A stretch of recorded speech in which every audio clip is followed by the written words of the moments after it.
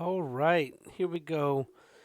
This will be the first edition of the Good Old Wrestling podcast on YouTube. It will be episode 79 for the rest of us. Just trying to use YouTube, I think, maybe a little bit better platform for my shit bandwidth that I'm able to get. Hopefully, but we'll see. We'll do this. Plus, if not, YouTube will allow me to upload these where Twitch won't. So I can still record. It just won't be any lifetime type stuff. So that's sorry about me, I guess. Um, and so we'll roll right in. And we have a special Money in the Bank edition. And I don't have licenses for any of this music, I hope. Okay. Anyway, so we're sold out in Hartford, Connecticut. And we're going to open up with the Naomi in the ring. And just right to the point, we're doing women's ladder match. And cool. So kind of like bookends. And so Naomi, and then we get Carmella out, and then Nikki Cross, which apparently I didn't know this last week when we're discussing the Nikki Cross coming in, but Alexa Bliss is hurt apparently, so that's why with the injury we have crazy ass Cross in the mix, and it's okay. She's fucking nuts. Anyway, we get Mandy out, accompanied by Sonya Deville. Sounds like a super villain. And Amber Moon, Natalia, Bailey, Dana Brooke. The girls showed off some athleticism, man. And Naomi's new hair. She looks 10 times better. And so, anyway, the big highlights where it looked like, and then maybe it was fake by the end, but when Carmella came off and Mandy kicked the ladder, it looks like it really up her knee. Like you could see her point at it, and she was like, ooh, legit, legit, I'm hurt. So maybe I think Carmella might be out for a little while. To be honest, it was you see fake injuries. It's the WWE. That's part of the deal. But they didn't. It didn't look like it was legit supposed to be that way. But anyway, we I got a question too. See, why in every ladder match, men, women, it doesn't matter. Why does it take them like 100 years to set up a fucking ladder? Why? Like it takes them all day, every day, just to set up a ladder. I don't understand why it takes so long, but anyway, that's part of a whole nother deal probably. And so Dana Brooke, Mandy up top. Mandy just, it's like she forgot how to punch. And anyway, the big things. And once again, you get Mandy back up, but you got a 20-minute setup time on the ladder.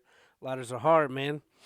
But then, see, Carmella comes back, beats up on Mandy on the ladder. So you wonder about the whole knee issue, whether it's legit. But I don't know. It did look like maybe they were supposed to mess with injury, but that she really did kind of hurt herself a little bit. So hopefully she's okay. And anyway, we get uh, Sonya interfering. I mean, no DQ. It's a ladder, for Christ's sake. And so Sonya actually carries Mandy up the ladder, tries to get up, but then Bailey jumps up the other side, the stair down, knocks him off, and Bailey is your Money in the Bank winner.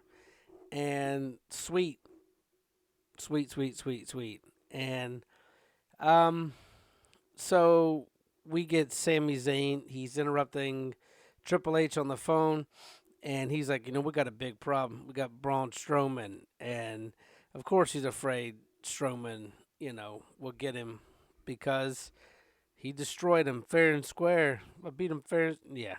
Anyway, so the usual Strowman not wrestling a match, but being a bully. Well, not bully, but kind of a bully.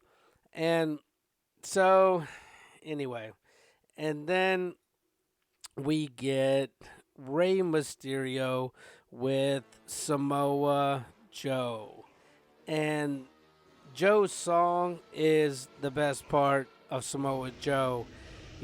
Rushing out to the don't don't. But you know, you know how I feel about Joe. In fact, just unathletic, not that good, old, overhyped, shouldn't have had a belt at all. But of course, he's gonna attack him early before the belt because that's what Joe does. And but anyway, Joe went to the power bomb. Ray twisted his ass up like a turtle. So once you get his fat ass on his back, he can't get up. He can't get up.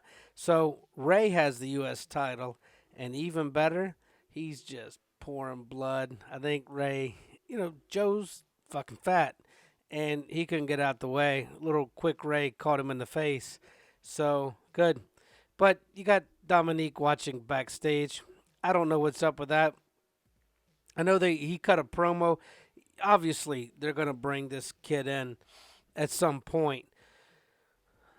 Um, but that point, it ain't it ain't today. So it is what it is. It was quick. It was quick. Um, but anyway, Joe ends up attacking him after the fact, which is pretty brutal beatdown. And I thought at that point Dominique would come running in, save his dad, but nah, he didn't. He pussied out and didn't. So is what it is. And then we get Strowman backstage trying to hunt him down and hunt down Sami Zayn. And so he doesn't find him, obviously, running everywhere, asking where he's at. But then we get the cage match, and Shane and The Miz. Go Miz, right? Go Miz. I thought so. Shane did like get a skull crushing finale on the man.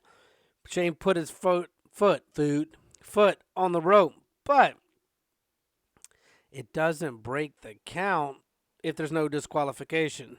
But they broke the count, and anyway, Shane has to fall or jump extreme lengths with everything he does. Whatever the reason is, when he was young and dumb, he did it. Now that he's old and dumb, he does it. So, whatever. And we get um, Shane finally, he does get the Miz in the submission, and Miz almost pinned him on it, but ref opens the door for Shane. Yeah. Everybody's worried about their paycheck. But in right form, Miz, Shane, top of the ring, and Shane falls off the top, hits the floor. Boom. Kind of a fluke, but that means that Shane wins the match because he had both feet on the floor. Now, here's a cool one. Tomorrow, which I'm always one day behind because I record, but Mick Foley is going to announce a new title, a whole new title. So, what are they going to do now? Like European champion or something? I don't know. But we're going to have Foley. Maybe you guys can guess and see. But I don't know. We'll see. I guess. Check this. Bop, bop, bop, bop, bop. I could cheat and go look, but um, I'm not gonna do that. Nah. Just that's not my thing. So let's see. Ooh, shit. I did not mean to hit that. Bear with me one sec. There we go. Um, so then we get, and that, real quick too, commercials. Why the do we got commercials? That's the point of a pay per view. Even when they were $50 a pop, you didn't have commercials.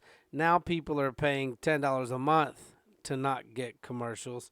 Cut them. I get to fast forward them, but still, man, I'd be pissed. And then we get the premier athlete, Tony Nese. Okay, it's cruiserweight. Nobody gives a fuck. He was versus Ari Davari. Okay, Nese retains. There you go. That's not important. And Triple H backstage. So Sammy was hanging upside down, and they all found him all beat up. And Triple H informed Strowman that this does not mean that you get his spot in the Money in the Bank. That you don't get to take his spot. So you can just I can have security. I'm just asking you to leave. Just leave, and we'll call it even. So he does. He leaves, and is what it is.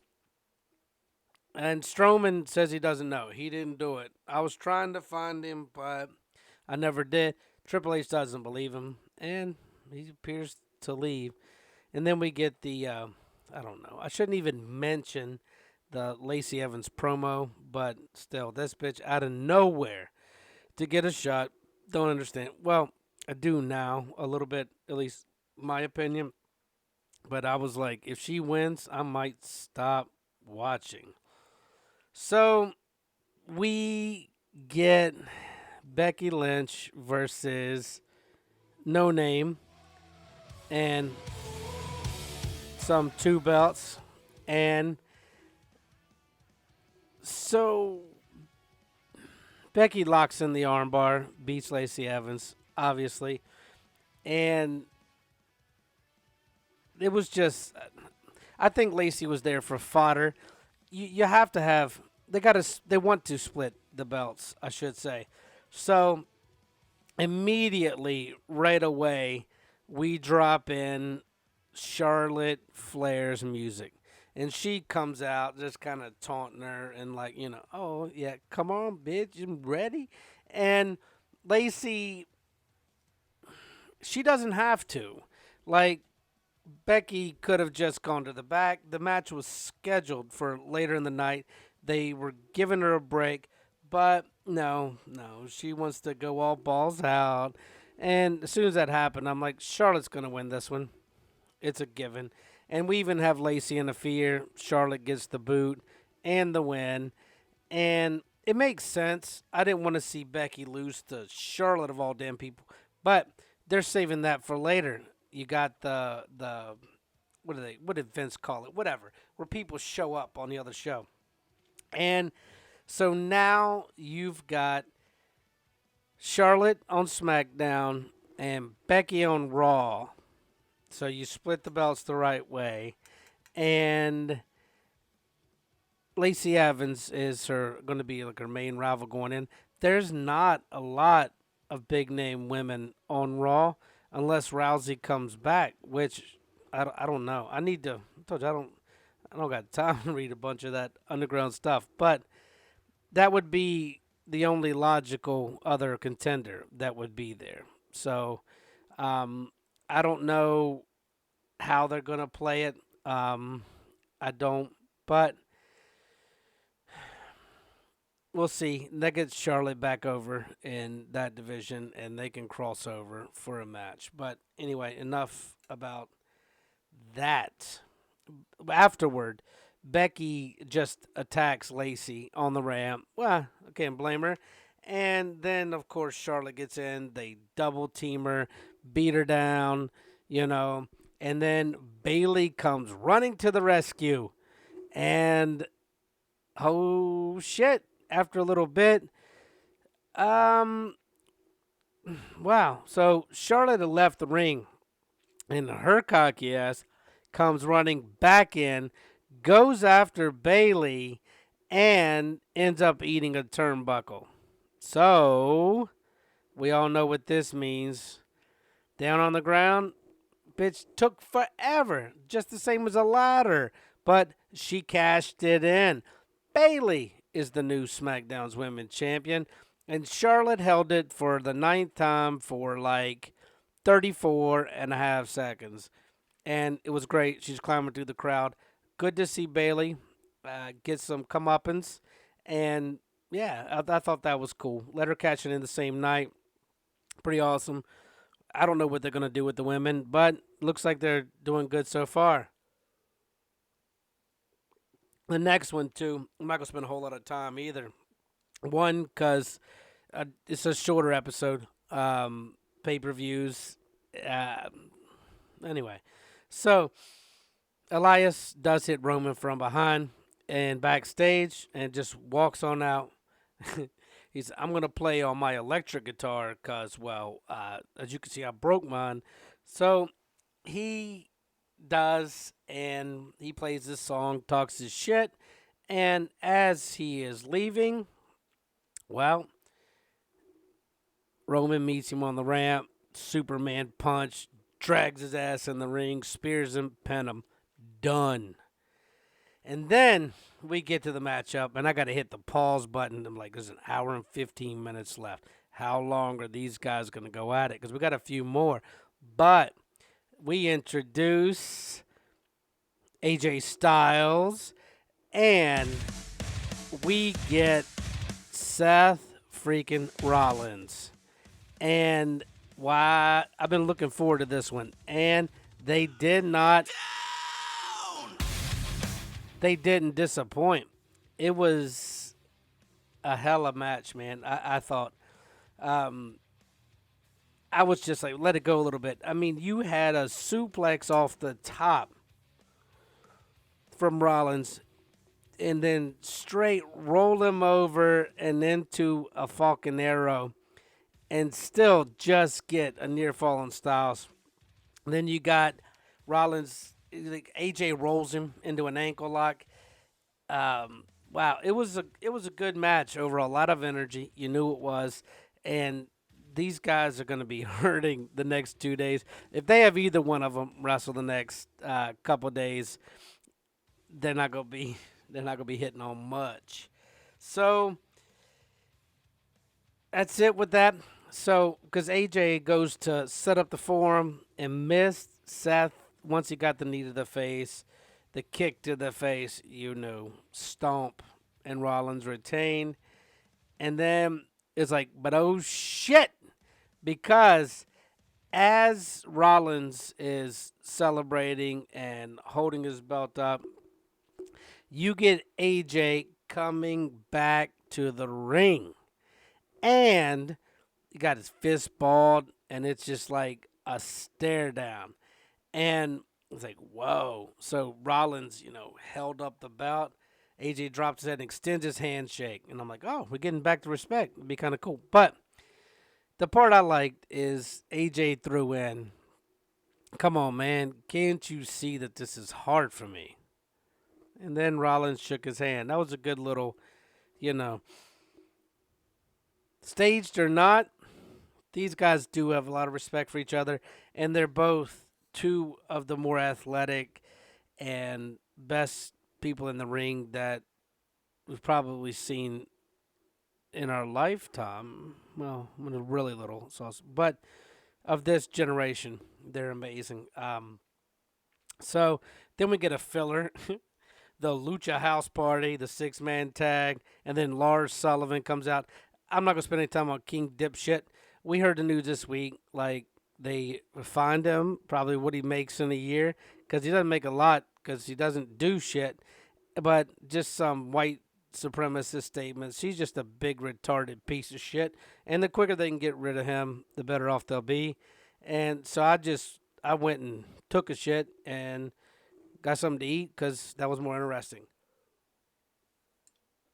And then we get it, Kofi KO. I like KO. It's one of my favorite heels. But Kofi does survive the pop-up power bomb, which has been KO's thing, and a stunner, which he's added. So KO goes into KO mode, and starts taking off his shoes, Kofi's shoes, because he wants to get that hurt in there, make it hurt real good. And but Kofi drops the second Trouble in Paradise, and retains. Kofi retains.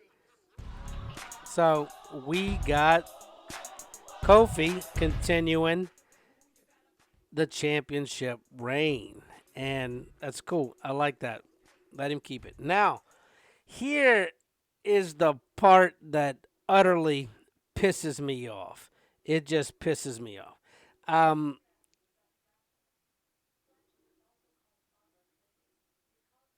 how did I set her off? Anyway, this part pisses me off. So we have my show notes got off. Anyway, so I'm thinking, all right, we have them coming in.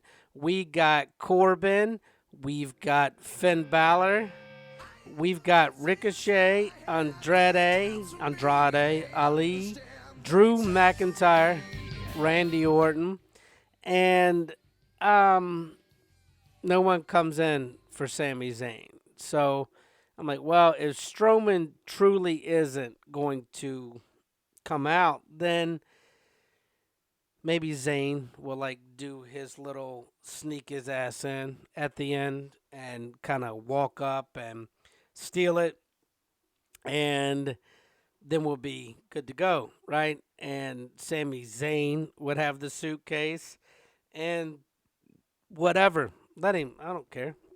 And so, how do I get into this one, man? So, anyway, Orton and Drew, they not Orton and Drew, Corbin and Drew worked together obviously in the beginning. They're gonna turn on each other eventually. But it was a cool one, man. I love Orton. That's why I did his music, man. When he took and dropped, so he dropped Corbin, and then just get this crazy look, the DDT, and then flipped him, and then was RKO, and then McIntyre came in. So Balor goes for it. Andrade, man, pulls Balor off the ladder like slingshotting them into the other one. These guys were, man. Ali got a flip on Ricochet in his neck. Like, this was a pretty brutal match. It was brutal.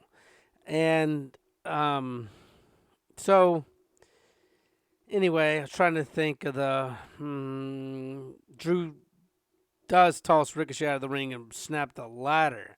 And then Orton pulls him off of the ladder as he RKOs him. That was pretty badass too. So I'm like, what the? So we get Ali twisting Corbin out of the ring, and you got Ali climbing. So at that time, everybody, like, I was like, okay, Ali, man, the up and comer, let him have the suitcase. He got hurt when they were making the last push. Let's do this, man. Go, let's do it. And then the part that pissed me off, and hopefully more people than just me, was the drop of the music. As soon as I heard that piece of shit is the one who is running out, replacing Sami Zayn. Runs up, of course, takes all day to climb, celebrates it. And I'm just hoping somebody just pushed the ladder over, man. And he takes the case off the hook. And so Brock Lesnar is your Money in the Bank. That reason why it makes me so angry. Like, he's so, out of shape, lazy, so ridiculous that he's not even going to wrestle the match. I mean, all of his other matches, all they are is like the F5 6 times. He doesn't do anything. He's not that great. He's old. He was a lot more athletic back in the day. And it's just tiring. And if he gets it, he's not going to defend it. So it's just bullshit. He can't even wrestle a match. So he's just soft. He's soft. And he comes in and grabs it. So unless there's some type of controversy or something, he's the Money in the Bank winner, which means that he's going to go after either Styles or Rollins and cheat when they're down, and he's going to take a title again that we'll never see except for the once a year when he defends it. So yeah, if he was there every week, I'd still probably wouldn't like him, but I can respect the fact that he's putting in work. So anyway, that's it for Money in the Bank or episode 79. And hopefully this entire thing was streamed without the audio getting all jacked. But we'll find out. You can find me at the GOWP at gmail.com or at TGOW Podcast Show on the Twitter. And that's it. That's it. Find us on Facebook. That's it. Let's have a great day. I'll talk to you guys after in a couple days.